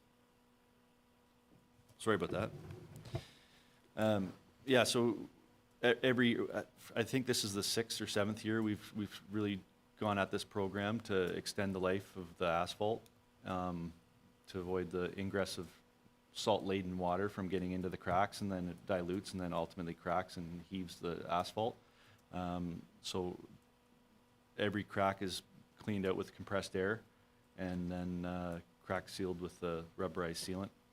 And again, depending on the condition of the road, some take more, some take less. We're in pretty good shape as far as having it. We're starting back on the first roads we started about 6 years ago. So it does get reduced, and we're going to start seeing that number shrink down. And then ultimately, the roads will be assessed this spring, as part of the road management plan. And we'll see what that does, and there'll be discussion in there of, it's like maintaining your vehicle. The best way I could explain and compare it is, you change your oil in your car. If you don't change your oil in your car, your life cycle is not going to get to where you want it to be. So it's extending those roads, and it's a good practice. Thank you. Go ahead. In the road need study, are you going to be looking at all the asphalt roads that we now have? We're doing crack and seal, and tell us what the expected life is of those asphalt coverings? Okay. Yes. Okay, thank you. Okay. Anything further? Any opposed to the motion? Motion is carried.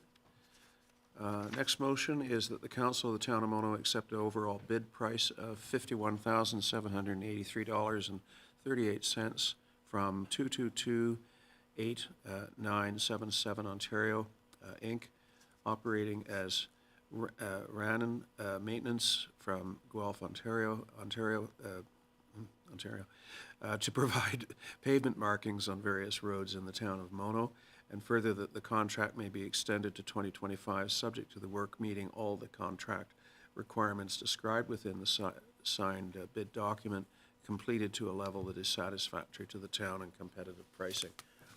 Do I have a mover? Councillor Davy moves, seconded by Councillor Capes. Discussion, questions? Same question I had before. And I think the consensus is that we used to double up, I think, with the county on lane markings, and I know there've been ups and downs with that and some interesting stories, but I think this is an area for exploration for the future, if we can realize any savings. And I know they have a different cycle than we have, but maybe that's correctable with a discussion. Yes. Thanks, Mayor Krillman. Yeah, the timing does, depending on, again, our operations, the demobilization and the mobilization cost is what ups that price. If multiple municipalities were to contact, or go through Dufferin for pavement markings, for instance, they'd be mobilizing and demobilizing multiple times throughout the year just based on different operations. That's the biggest trick we've had, and our pricing over the last 10 years since I've been here has been very consistent with the county's pricing for that. And we also get the benefit of, it's under our control. So it's our contractor, and we kind of control when they kind of go. So the difference in the pricing hasn't been enough in my mind that doesn't get the town of Mono residents see the true value of us managing and organizing the contractor. Anything further? Any opposed to the motion? Motion is carried. Last motion on this, that the council for the town of Mono accept the bid price of $78,055.77, including HST, from Blackstock Ford of Mono, Ontario, for a new 2024 Ford F-250 Super Duty vehicle. Do I have a mover? Deputy Mayor, seconded by Councillor Mangtalo. Discussion, questions? Ralph? Through the Mayor, Matt, what's the expected life expectancy of this vehicle? Thanks, Councillor Mangtalo. I would say 8 to 10 years. It sees pretty tough work. It pulls the chipper, the heavy-duty chipper. It does a lot of roadside patrol, inspection patrolling. I think in my capital report I had 8 years. The current truck that we have that it's replacing, it's the same model, 2015 F-250, Ford F-250, and it's, next year it'll be 10 years. But it's had some significant amount of repair over the last 3 years. Body work, transmission, ball joints, all those things that start to get expensive. And because it's a slightly heavier duty truck, the cost is higher. Yes, a follow-up comment. I know you looked at electric vehicles and they aren't up to spec yet, but to encourage us to keep our eye on them as the time goes ahead, they should improve. Thank you. Elaine? Just a curiosity that we did get a price for a diesel and the other ones were gas, and I just wondered about that. Do all of our, I should probably know this, Matt, but do we run mostly diesel, both, mix of? Thanks, Councillor Capes. Yeah, I put that in the tender for an option, just to see what kind of pricing we'd get. Obviously, with diesels, there's benefits to them. They're a little bit dirtier, maybe as far as emissions go, but they're also, there's a big jump in cost for maintenance. And not only the cost of the engine is more, but, the maintenance cost is higher. We do have 2 F-550s, 1-ton pickup trucks that are diesel, and they are good trucks. They've been good for us, but they're different use completely. They're dump boxes. They sand and plow for us. This F-250 that is in the tender here is not meant for plowing. It does a lot of the sign stuff, a lot of the patrol, a lot of pulling the chipper around and stuff like that. It's a bigger truck to accommodate more staff in the same vehicle. So yeah, we have two to answer your question, we have two smaller 1 tons, and then all of our plow trucks fleet are all diesel, and then our 4 graders are diesel, backhoes diesel, loaders are diesel. Okay, great, thank you. Thank you. Anything else? Any opposed to the motion? Motion is carried. Next item on the agenda is a request of the Bruce Trail Conservancy having to do with a requested waiver of payment in lieu of Parkland.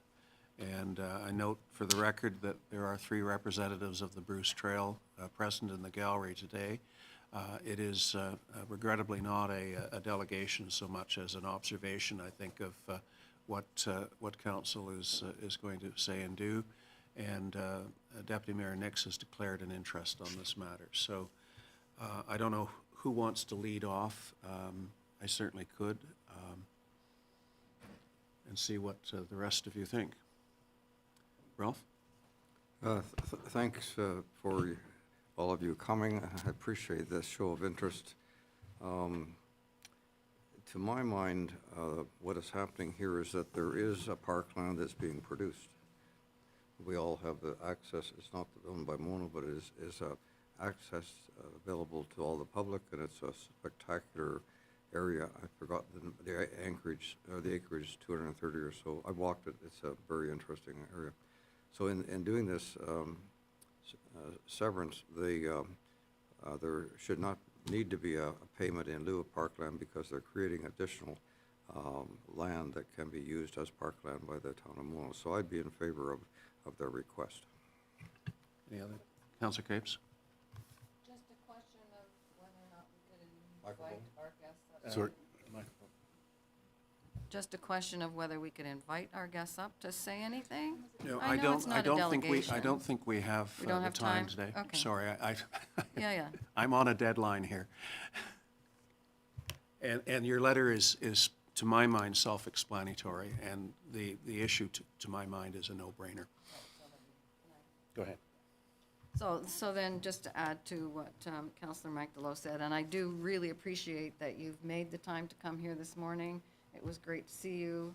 I think what is happening with the Bruce Trail is brilliant, and we're saving more land, keeping things green, saving the climate. Like, you could list on and on and on the benefits, and the benefit to people who live here and who come here to hike these trails. So I completely agree that this is something we should just agree to. Councillor Capes?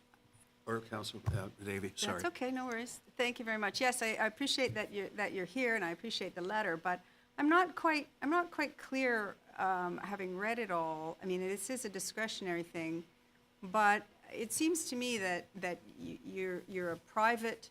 It's not the town of Mono's property. It's not the town of Mono's park. It's not open to all users as a town of Mono park would be. We allow all people to come to our you can ride a horse, and you can ride a bicycle, and you can do all sorts of things in our town parks. Arguably, you can't do the motorized thing yet, but we're working on that. But the idea that we are in need of money here, and I know that I'm a bit of a broken record with respect to that, but I'm not clear on why. And clearly, the Conservancy has funds to have purchased these large properties. I know I couldn't have purchased them. So the rules are the rules, and I'm not clear on why it's to be waived. Thank you. I think there is some debate about discretion here. We have a bylaw with regard to parkland dedication, which, if you read it literally, does not leave much discretion. However, we have a committee of adjustment, which is a quasi-judicial body. It has been described in a number of legal commentaries as having the powers of council.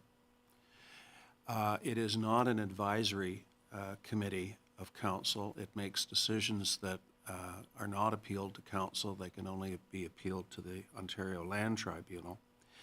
But this is a sort of a unique situation, and it's almost Kafkaesque, in my view, to say that after an entity is creating the equivalent of Parkland, that it is not a private club.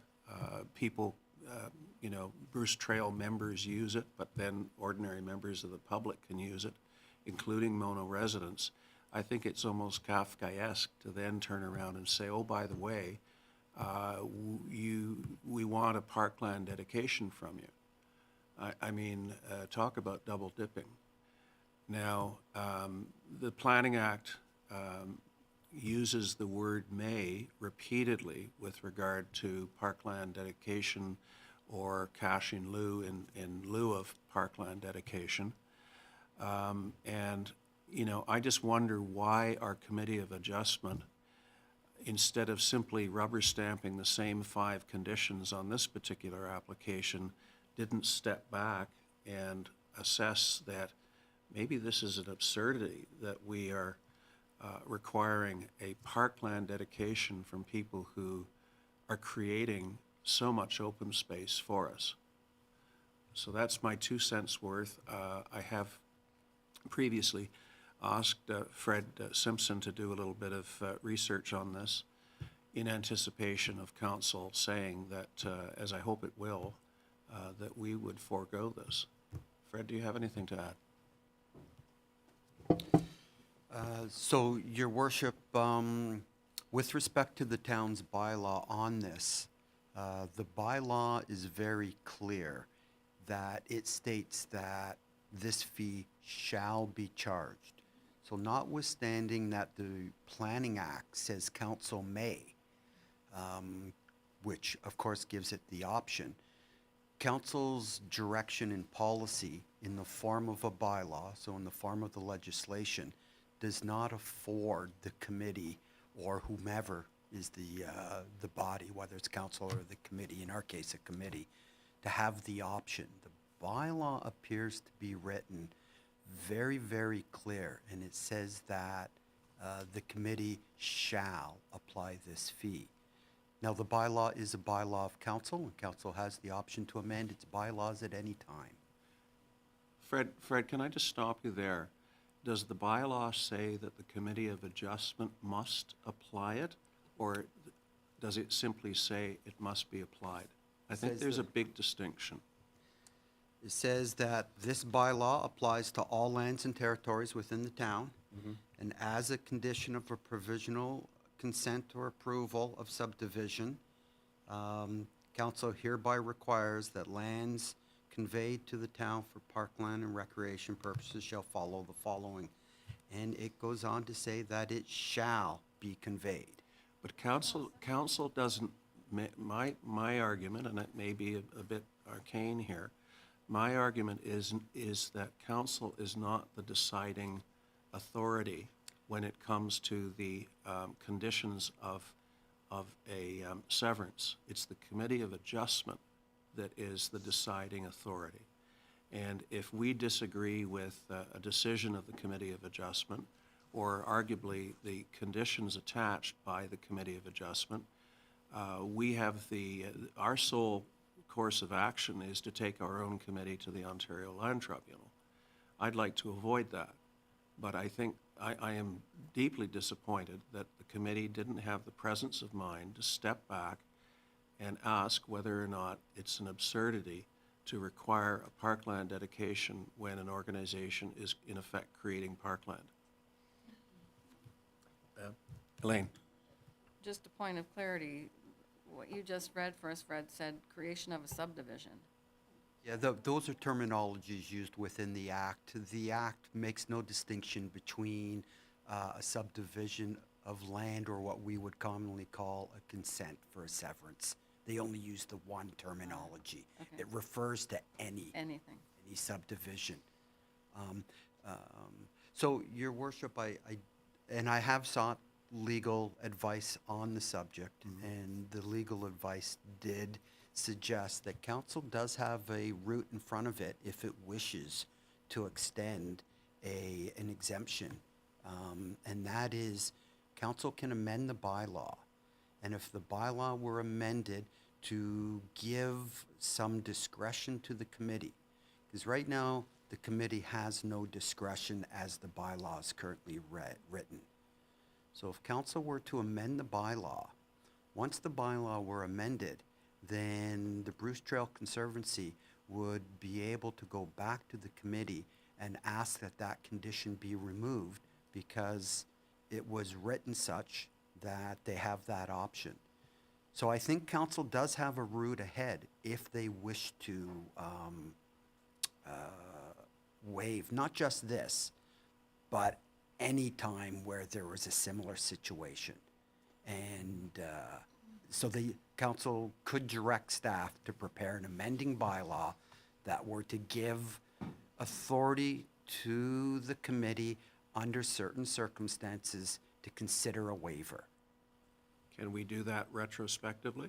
Yeah, if this was all done within the time frame that these conditions have to be met for the severance to go ahead, then that would apply for these. So if council amended the bylaw, the committee could immediately go to, or sorry, the Bruce Trail could immediately go to the committee and ask that for a waiver because of the new bylaw, and the committee could then follow the policy as per the amended bylaw, whereas they followed the policy per the current bylaw. The only stipulation is all that would have to be completed within the time frame that these conditions must be met. 1 year. Melinda? Thank you very much for explaining that. This is reminiscent of our first conversation about $300 this morning versus now a conversation about some other, a much larger amount. That let's change it. So let's change a rule that we have that is practical for the town as a whole, for a individual that clearly is capable of paying. I'm not sure why we need to change the rule to open up. I mean, unless of course everybody is of the opinion that this kind of thing is not to the benefit of the town in general with respect to severances, because as we know, there's going to be more of them coming along, right? They come along as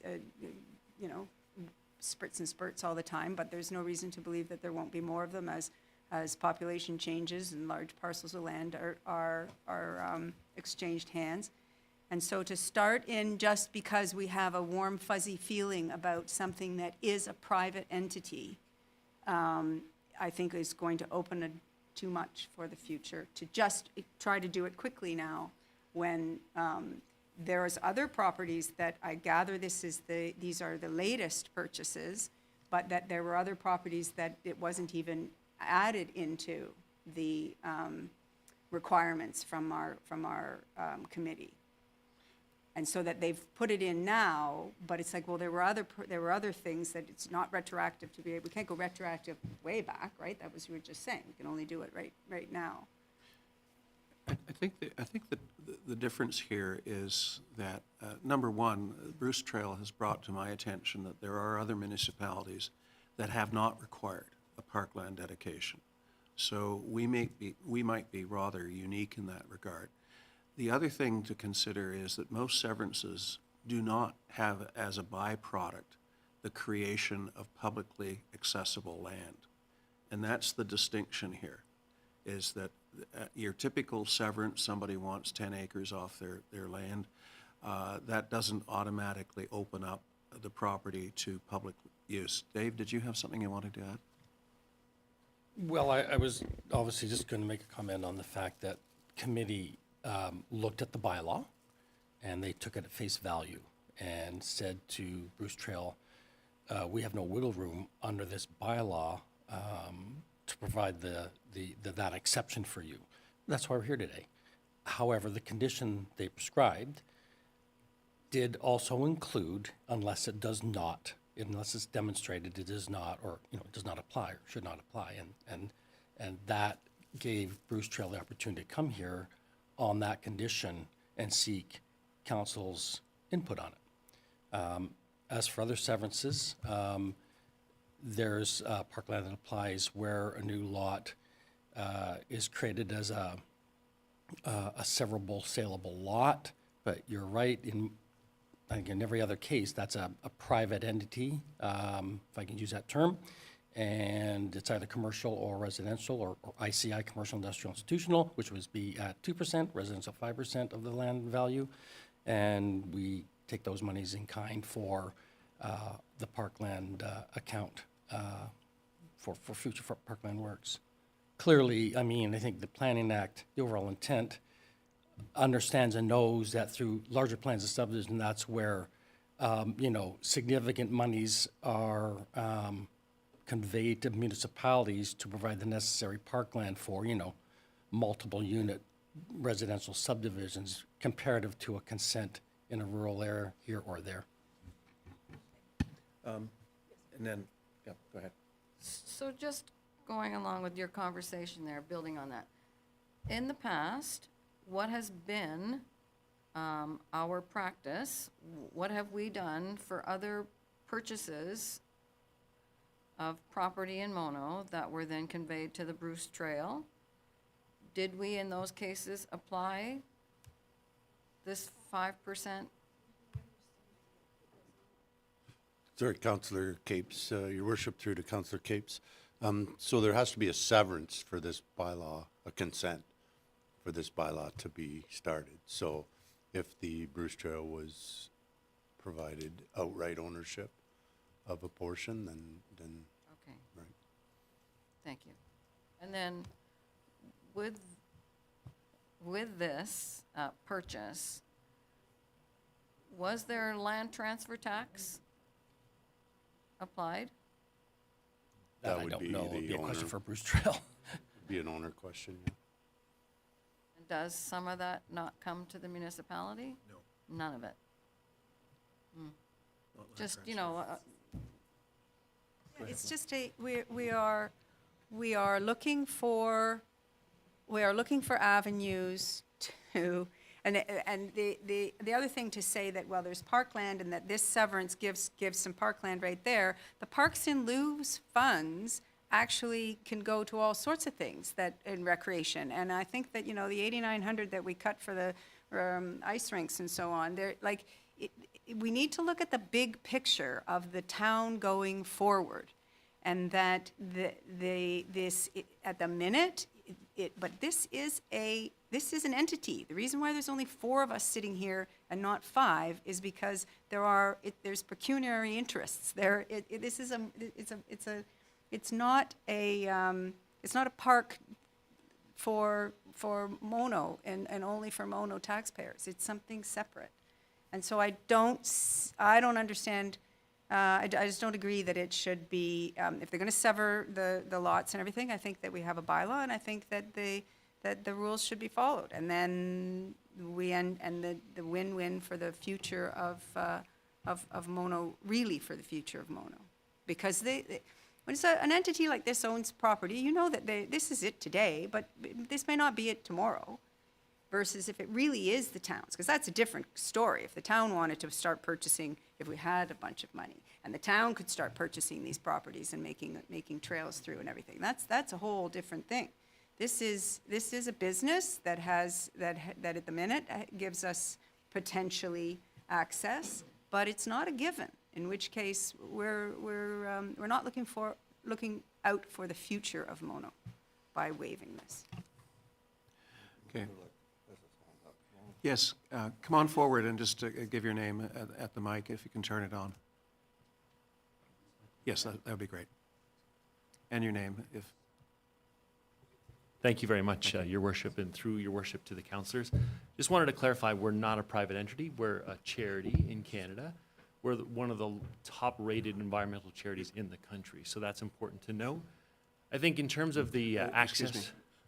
Could we just ask the speaker to identify himself? Your for the name record? and position with the Conservancy. Okay, my name is Michael McDonald. I'm the CEO of the Bruce Trail Conservancy. So just to repeat through Your Worship to the councillors, super grateful for your time today and the chance to speak, but we're not a private entity. We're one of the top-rated charities in the country, both in the environmental sector and through all charities out of 30,000 in Canada, one of the top-rated. We privately raise the funds, and we do create these parks and these natural spaces for everyone to access. It's free public access. You access it through the Bruce Trail, and that's critically important. But what you're missing out on, I think, is that the important conversation about all of the ecosystem services that these parks create for Mono and all of the green infrastructure that we bring. We're sequestering carbon. We're protecting the biodiversity for the residents here. We're also making sure that people have free public access to green space. That's important for their mental health. That's important for their access to green space. So I think there's much more going on than just a private entity looking. We have 9 properties that we own in Mono. We're looking to own more. We're trying to create a conservation corridor. We do pay property taxes on the 9 properties. That's important to note. So I just want to make sure that people understand the great big picture here. Thank you. Thank you.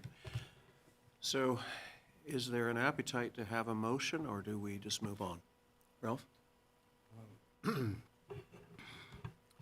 So I'm in agreement, I think, with my previous statement that we should be prepared to have the flexibility to deal with this bylaw in a manner which makes use of common sense.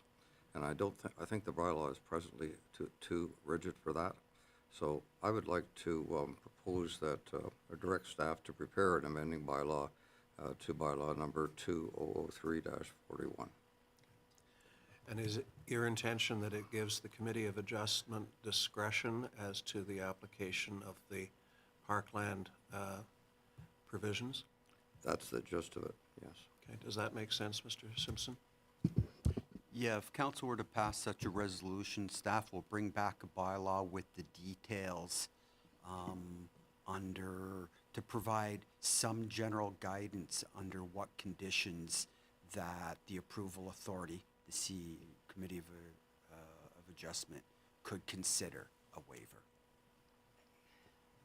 Elaine and then Melinda. Is it seconder? Absolutely, I'll second that.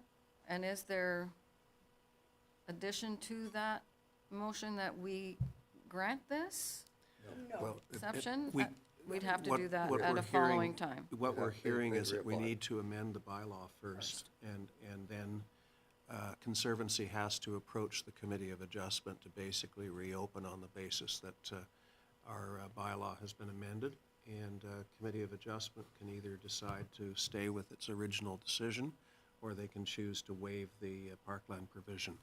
But we're saying that we are restricted right now to grant this Well, because of our bylaw.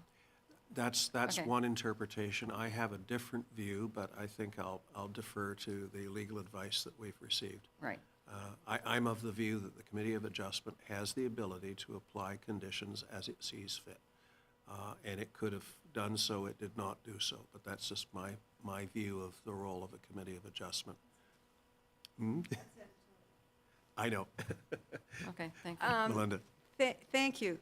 The other thing about the whole, thank you for explaining that you're a charity, but again, a charity is not a municipality. It isn't. And charities come and go over time, and yes, I've seen the map, I know how big you are, I'm looking at the very big picture. And one of the things that happens with the Bruce Trail here in Mono, with all of the properties that you have, is we have a parking issue. You don't have parking lots on your properties, you use our parking lots.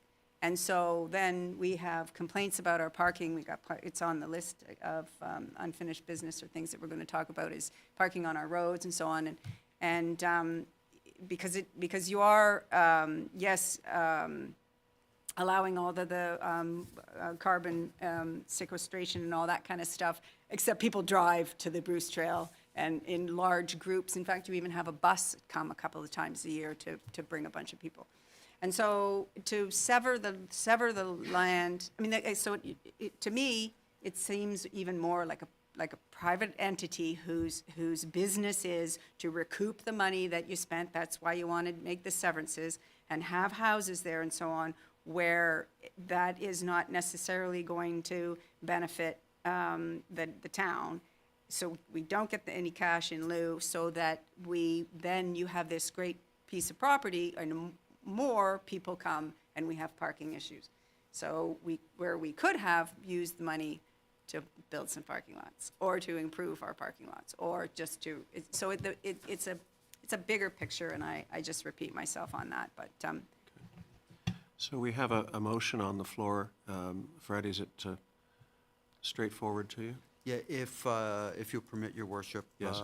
What I've got, though, Councillor Mankdale, there is a minor change, what I'm suggesting, that we direct staff to prepare an amending bylaw to bylaw 2003-41, Parkland dedication, to permit exemptions under specific circumstances. Is that 2002 or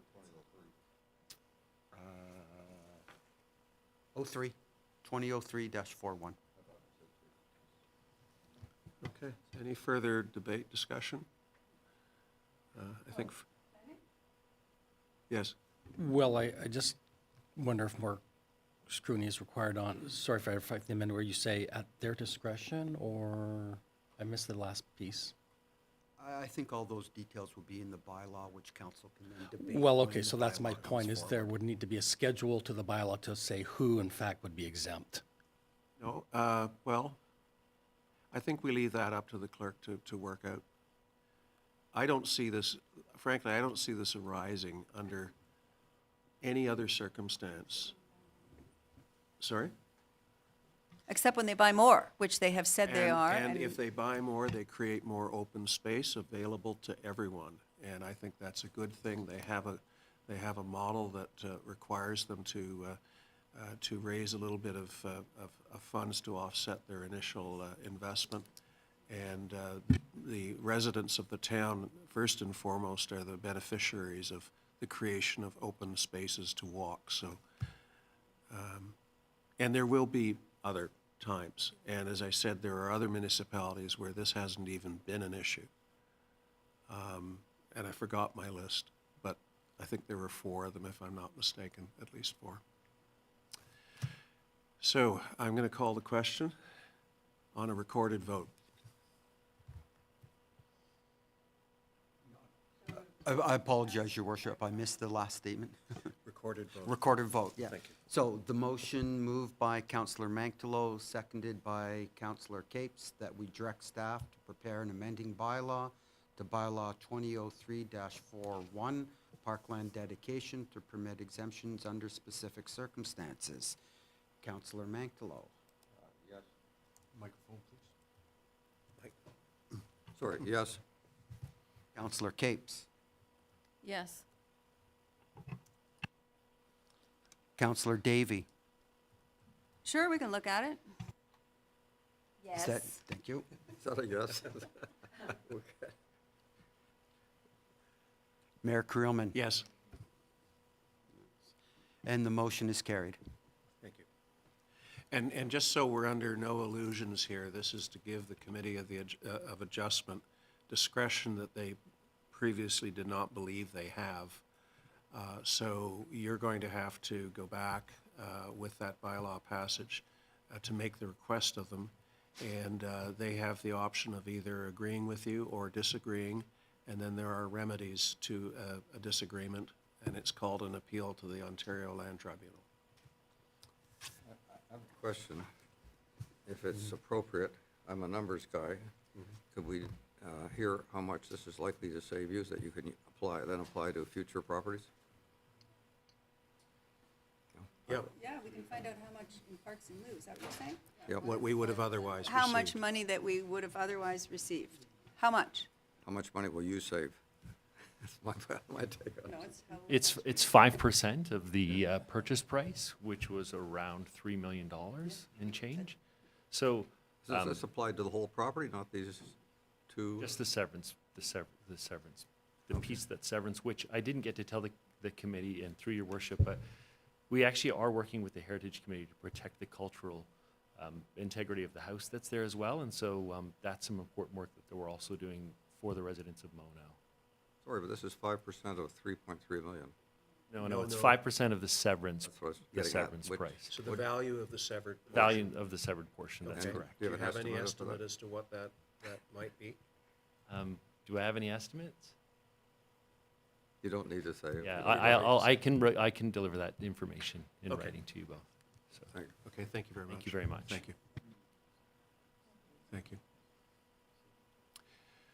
Okay, we have 3 remaining items on our list, and I'm wondering whether or not with are any of the three items, namely the Headwaters Food and Farming, installation of outdoor sculpture, that's interesting, and Burns Cemetery tree cutting, are those items that can be deferred to a future meeting? Your worship, the sculpture and the tree cutting at Burns Cemetery, pretty straightforward. More notification. Okay. More notification. The planning department deemed that there was no requirement. So if you wanted to just receive those, and the third one was the agricultural. Headwaters Food and Farming Alliance. I think that will hold for another meeting. See, I'm trying to get us. Yeah. I understand that, but I just thought that they were, it's a request for money, so you know what I'm going to say. But it's for the guidebook, like there's a time on it, but well, let's carry on. Are there time issues with regard to their request? I would assume there's a print date for the Headwaters, Hills in the Headwater magazine. Unfortunately, I don't know the deadlines on those.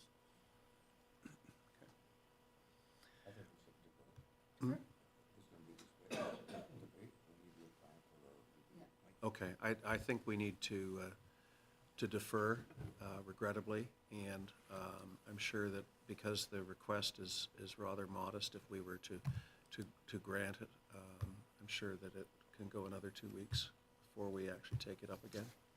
Notwithstanding that some of us may be in favor, some of us are definitely opposed. So your worship, if I may, council is choosing to defer item 3 on the new business And receive. and receive items 4 and 5 Correct. as information. Thank you. Oh, but wait. That sculpture is kind of, maybe we should look at it carefully. Okay, so what's the? We just defer, let's defer it, not just accept. Go ahead, put a motion. Notice of motion. No, it's another thing right on the road that we don't like.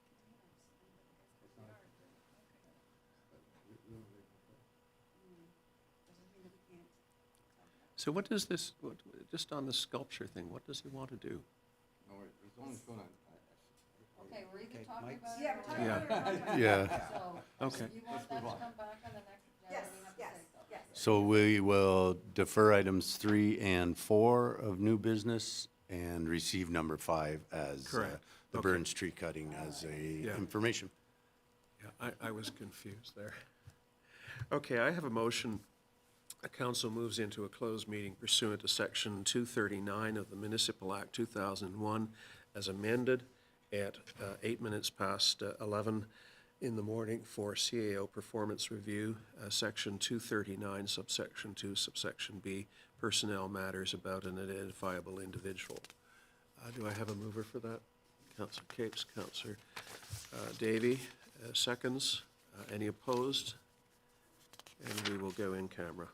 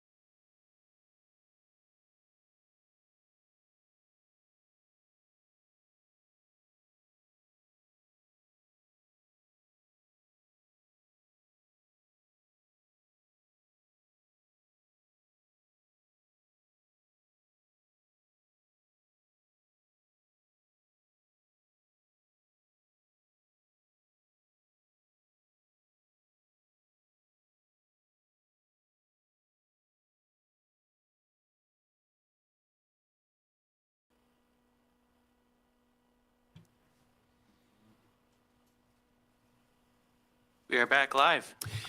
Thank you, and I have a motion that we rise from an in-camera session at 1 o'clock. Moved by Deputy Mayor, seconded by Councillor Magdalow. Any opposed? Motion is carried. Further motion that we introduce and give the necessary readings to a bylaw to confirm the proceedings of Council of the Town of Mono in Session 4, 2024, held on the 27th of February, 2024, that it be signed by the Mayor and the Clerk, sealed and engrossed in the bylaw book. Moved by Councillor Davies, seconded by Deputy Mayor Nix. Any opposed? That motion is further carried. And I have a motion that we adjourn this meeting at 1 minute past 1. Moved by Councillor Davies, seconded by Councillor Magdalow. Any opposed? Motion is carried. Thank you very much, everyone.